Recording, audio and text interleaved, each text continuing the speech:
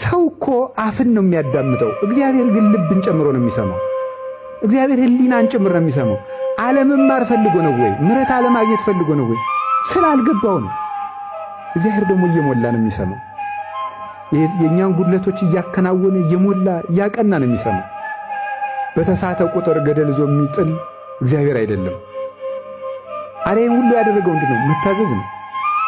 ድንግል ማርያምን ይህን ያህል የሚያስከብራት ዓለም የሚዘምርላት ምንድን ነው? መታዘዟ ነው። እሺ ማለቱ።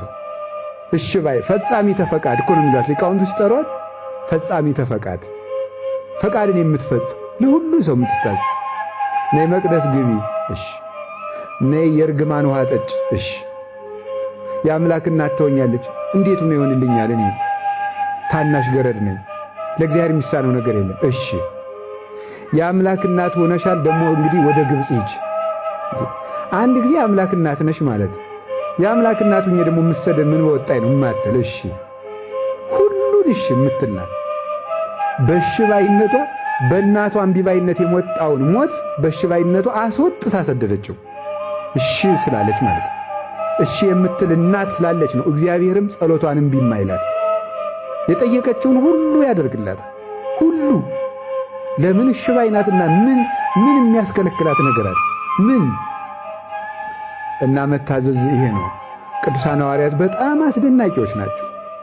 አራያ የሌላቸው አብነት የሌላቸው እንዲሁ ዝም ብሎ ወደ እሱ ሀገር ሂዱ እንዲሁ እኮ ይገርም።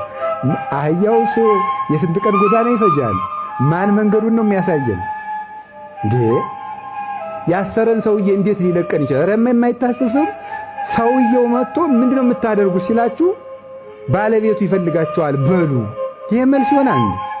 እስቲ እግዚአብሔር ያሳያችሁ። አህያ ሰው ሰርቆ አስሮ ዝም ብላችሁ ሂዳችሁ ስትፈቱ አይ ባለቤቱን የላከም ብትሉ ዝም ብሎ ይሰዳችኋል? በድንጋይ ይፈልጣል እንጂ።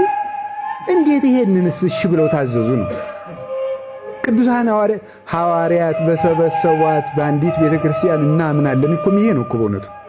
ባመኑላት፣ በተሰደዱላት፣ በታዘዙላት የመታዘዝ ቤተክርስቲያን እኮ ናት እቺ ቤተክርስቲያን። ራስን የማሳነስ ቤተክርስቲያን፣ የማመን ቤተክርስቲያን።